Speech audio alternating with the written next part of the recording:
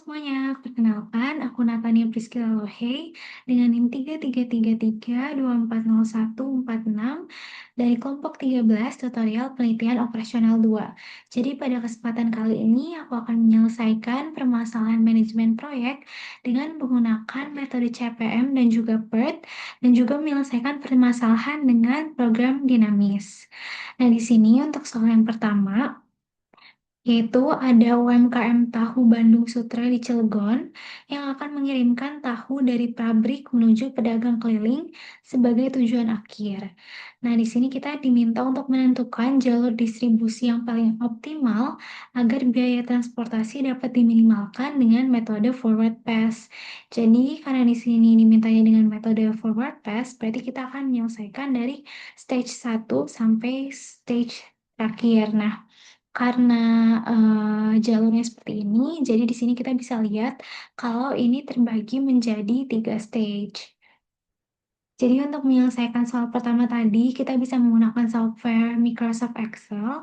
Nah, di sini udah ada tabel stage 1, stage 2, dan juga stage 3, dan juga tabel keputusan atau solusi optimalnya. Nah, di sini untuk stage satunya itu kan dari pabrik itu bisa ke kota satu dan juga bisa ke kota dua. Makanya di sini kita tulis kota satu dan kota dua. Nah, untuk F1-nya itu kita bisa lihat aja jarak dari pabrik ke kota satu. Nah, di sini kan 15, berarti di sini tuh 15. Lalu jarak dari kota dua, lalu jarak dari pabrik ke kota dua yaitu 20. Nah, di sini untuk X1-nya itu adalah pabrik.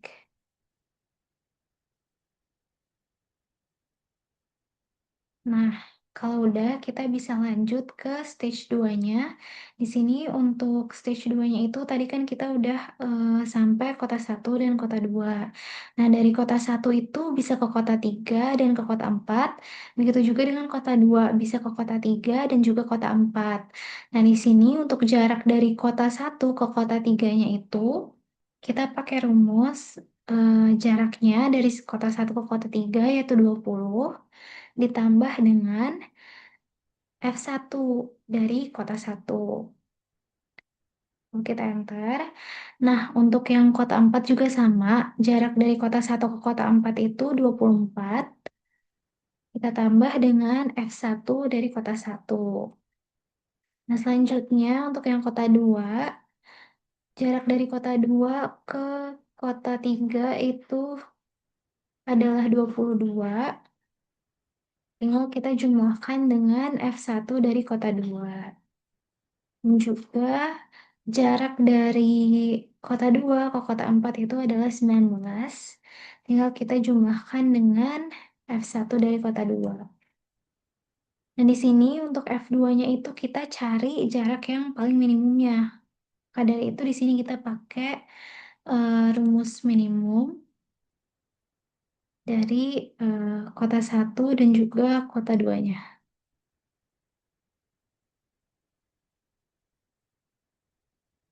Nah, di sini bisa kita lihat kalau dari kota 3-nya ini itu paling minimum kalau dari kota 1. Makanya di sini kita bisa tulis kota 1. Dan untuk yang kota 4-nya, ini tuh dari kota 1 dan kota 2 ke kota 4 itu sama-sama 39. Jadi eh, sama jaraknya.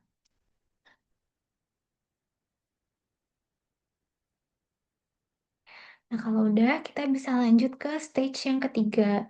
Nah, di sini untuk stage yang ketiga itu, tadi kita udah sampai kota 3 dan kota 4, dan terakhir kita akan ke pedagang. Nah, dari kota 3 ke dari kota 3 ke pedagang itu jaraknya 16. Kita jumlahkan dengan F2 dari kota 3-nya. Nah, begitu juga dengan kota 4, jaraknya itu 14. Dan kita jumlahkan dengan F2 dari kota 4-nya itu 15. Yaitu 39. Nah, di sini untuk F3-nya kita cari nilai minimumnya.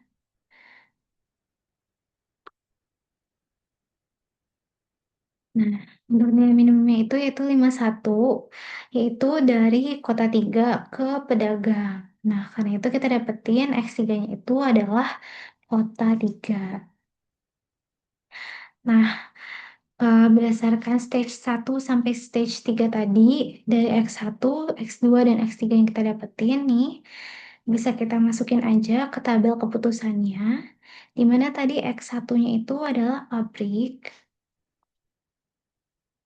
lalu X2-nya itu adalah kota 1 karena tadi di stage 3-nya itu yang terpilih adalah kota 3 kan. Kalau X2-nya kota 3, maka kalau X3-nya kota 3, maka X2-nya itu yang terpilih adalah kota 1 karena dia ke kota 3. Jadi X2-nya itu adalah kota 1 dan X3-nya itu adalah kota 3. Lalu setelah itu ke pedagang, di mana biaya distribusinya itu adalah si F3-nya ini, yaitu 51. Jadi jalur optimalnya itu adalah dari pabrik ke kota 1, lalu ke kota 3, lalu sampai ke pedagang dengan biaya distribusi minimalnya yaitu 51. Selanjutnya, soal yang nomor 2, yaitu ada sebuah perusahaan logistik yang sedang membangun gudang distribusi terpadu dengan tujuan meningkatkan kecepatan dan efisiensi pengiriman barang ke pelanggan. Nah, proyek pembangunan gudang ini itu terdiri dari beberapa aktivitas yang saling bergantung dan harus dikelola dengan baik agar tidak terjadi keterlambatan. Oleh karena itu, manajer proyek ingin menentukan jalur kritis proyek menggunakan metode critical path method agar proyek dapat diselesaikan tepat waktu. Nah, untuk daftar aktivitas proyeknya itu ada di tabel ini. Di sini kita diminta untuk menentukan jalur kritis proyek menggunakan metode CPM dan juga menghitung total waktu penyelesaian proyek. Nah, untuk soal yang kedua ini, pertama-tama kita bisa pakai software RStudio terlebih dahulu untuk menyelesaikan soal yang kedua.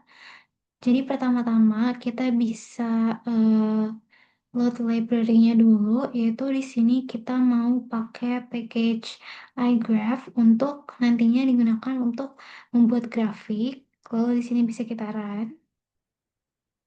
Nah, setelah itu kita akan mendefinisikan aktivitas proyek dengan durasi dan dependensinya.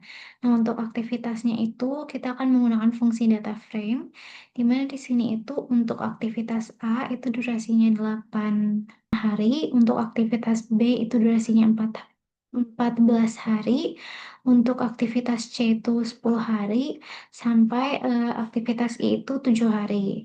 Lalu untuk dependensinya itu juga kita gunakan fungsi data frame, di mana di sini itu untuk menunjukkan eh, aktivitas apa yang perlu dilakukan terlebih dahulu untuk melakukan aktivitas tersebut. Jadi misalnya di sini untuk aktivitas B itu harus dilakukan ketika aktivitas A sudah selesai. Lalu aktivitas C juga harus baru bisa dilakukan ketika aktivitas A itu sudah diselesaikan. Begitu pula sampai aktivitas I yang baru bisa dikerjakan setelah aktivitas hanya selesai dikerjakan. Nah, di sini bisa kita run. Selanjutnya, kita akan membuat grafik dari dependensi aktivitasnya dengan eh, fungsi graph from data frame, di mana di sini untuk grafiknya itu akan berarah dengan kita menggunakan fungsi directed sama dengan true. Kalau kita run, nah setelah itu kita akan menentukan jalur kritis berdasarkan jalur terpanjangnya dengan kita menggunakan fungsi all simple path from A to I. Lalu di sini bisa kita run juga. Nah, setelah itu kita akan menghitung durasi untuk setiap jalurnya dengan fungsi supply. Kita run juga. Lalu setelah itu kita akan menentukan jalur kritisnya, yaitu jalur dengan durasi terpanjang. atau critical path-nya. Nah, setelah itu kita akan menampilkan jalur kritisnya, di mana di sini untuk garis dan juga panah jalur kritisnya itu akan berwarna pink, sedangkan untuk yang tidak jalur kritisnya itu akan berwarna hijau muda, dan juga untuk aktivitas dari jalur kritisnya itu akan berwarna pink, sedangkan yang bukan itu akan berwarna biru muda. Lalu bisa kita run. Nah, di sini muncul grafik jalur kritisnya, di mana di sini itu berarti jalur kritisnya itu dari A ke B, ke D, ke E, lalu ke F, ke H, dan juga ke I. Nah, selanjutnya kita bisa melihat hasilnya dengan menampilkan hasil dari perhitungannya. Nah, di sini bisa kita lihat bahwa jalur kritis proyeknya itu adalah dari A ke B, ke D, ke E, ke F, ke H, lalu ke I. Dengan waktu penyelesaian proyeknya itu 94 hari. Nah, di sini untuk jalur kritisnya itu adalah jalur yang dimana ketika salah satu aktivitasnya terganggu atau terhambat, maka akan mengganggu keseluruhan proyeknya, akan menghambat keseluruhan proyeknya. Sedangkan yang tidak atau yang bukan jalur kritis itu ketika dia terhambat atau terganggu tidak akan mengganggu keseluruhan proyeknya. Lalu setelah itu untuk soal yang nomor 3, ada perusahaan startup yang sedang mengembangkan aplikasi e-commerce baru untuk memperluas jangkauan pasar dan meningkatkan layanan kepada pelanggan. Nah, proyek ini memiliki tingkat ketidakpastian waktu yang cukup tinggi karena melibatkan pengembangan teknologi dan membutuhkan pengguna yang dinamis. Oleh sebab itu, manajer proyek menggunakan metode Program Evaluation and Review Technique atau PERT untuk memperkirakan waktu penyelesaian proyeknya. Nah, di sini ada keterangan dari aktivitasnya, pekerjaannya, dan juga waktu optimis paling mungkin dan juga pesimisnya. Nah, kita diminta untuk menentukan jalur kritis dari proyek tersebut menggunakan metode PERT dan juga menghitung perkiraan waktu penyelesaian proyek. Untuk soal yang ketiga ini, kita bisa menggunakan software RStudio terlebih dahulu. Pertama-tama kita akan eee, membuat data aktivitas proyek dengan estimasi waktu PERT-nya, di mana di sini kita menggunakan untuk aktivitasnya itu kita gunakan fungsi data frame. Nah, di sini ada aktivitas A, B, C, D, E, F, G, H dengan 3 waktunya itu yaitu, waktu optimis, paling mungkin, dan juga pesimis, di mana waktu optimis ini itu adalah waktu paling cepat yang, dapat dicapai untuk menyelesaikan proyek tersebut. Waktu paling mungkinnya itu adalah waktu yang probabilitasnya paling paling mungkin akan terjadi. Probabilitasnya paling besar, sedangkan waktu pesimis itu adalah waktu yang, paling lama untuk menyelesaikan proyek tersebut.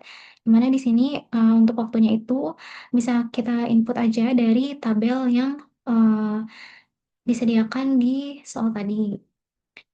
Lalu bisa kita run, kemudian kita bisa menghitung waktu ekspektasinya menggunakan rumus PERT. Nah, di sini untuk rumus waktu ekspektasi itu adalah waktu optimis ditambah 4 dikali dengan waktu paling mungkin ditambah waktu pesimis dibagi 6. Nah, di sini bisa kita run aja. Lalu setelah itu kita akan mendefinisikan hubungan antar aktivitasnya, di mana, setelah aktivitas A itu akan dilakukan aktivitas B, setelah dilakukan aktivitas B itu akan dilakukan aktivitas C, dan juga aktivitas D. Lalu setelah dilakukan aktivitas C akan dilakukan aktivitas E, dan seterusnya sampai aktivitas H. Lalu kita lalu bisa kita run. Nah, setelah itu kita akan membuat grafik proyek dengan fungsi graph from data frame. Lalu setelah itu kita akan menentukan semua jalur dari awal ke akhir dengan menggunakan fungsi all simple path from. Di sini kita gunakan from A to H karena kita ada aktivitasnya itu dari A ke sampai H, lalu kita run. Lalu setelah itu kita akan menghitung durasi untuk setiap jalurnya dengan menggunakan fungsi supply, lalu kita run. Nah, setelah itu kita akan menentukan jalur kritisnya. Kita run juga. Nah, setelah itu kita akan menampilkan jalur kritisnya. Ya, di mana di sini sama seperti soal nomor 2 tadi, yaitu untuk garis dan juga panah pada, jalur kritisnya itu akan berwarna pink, sedangkan yang bukan itu akan berwarna hijau. Dan juga, untuk aktivitas yang, jalur kritis akan berwarna pink, sedangkan yang bukan itu akan berwarna biru muda. Lalu di sini bisa kita run. Nah, di sini muncul grafiknya, di mana yang jalur kritis itu adalah dari A ke B, ke C, ke E, ke F, ke G, dan juga ke H. Nah, di sini bisa kita lihat bahwa, ini adalah jalur kritisnya, di mana, yang D ini adalah bukan jalur kritis. Nah, setelah itu kita bisa menampilkan hasilnya, yaitu jalur kritisnya dan juga total waktu penyelesaian proyeknya. Nah, di sini untuk jalur kritis proyeknya itu adalah dari A ke B, ke C, ke E, ke F, ke G, dan juga sampai ke H, dengan waktu total penyelesaian proyeknya itu 80,83333 hari. Selanjutnya, kita bisa gunakan software PomKM untuk menyelesaikan soal nomor 2 dan juga soal yang ketiga tadi. Nah, untuk soal yang kedua itu kita akan menggunakan project management dengan yang single time estimate. Nah, di sini number of activitiesnya itu karena dia dari A sampai I, berarti ada 9 aktivitas. Lalu bisa kita namain dulu juga.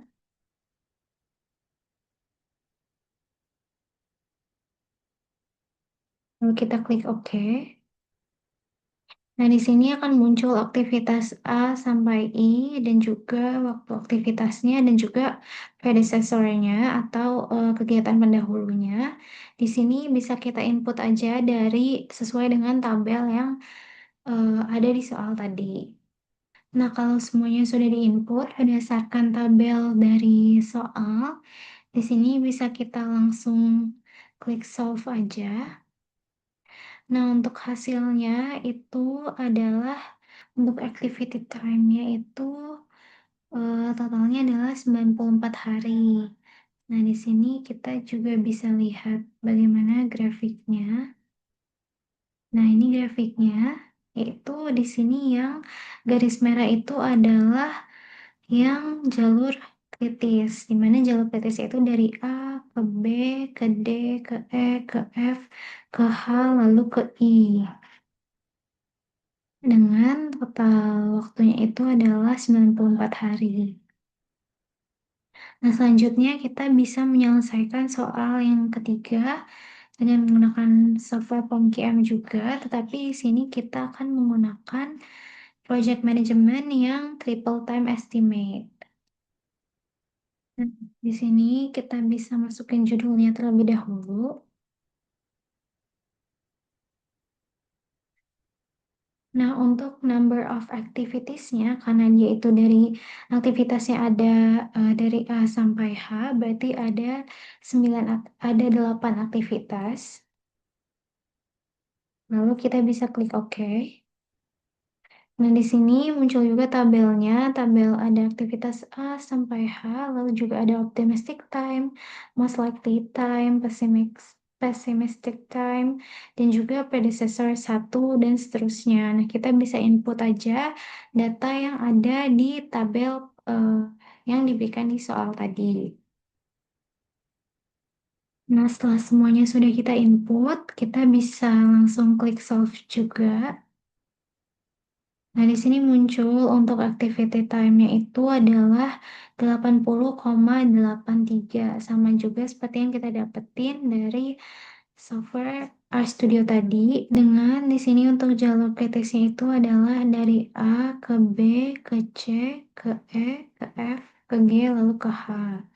Jadi yang bukan jalur kritis itu hanya yang aktivitas D saja. Sekian yang bisa saya sampaikan, kurang lebihnya mohon maaf. Terima kasih.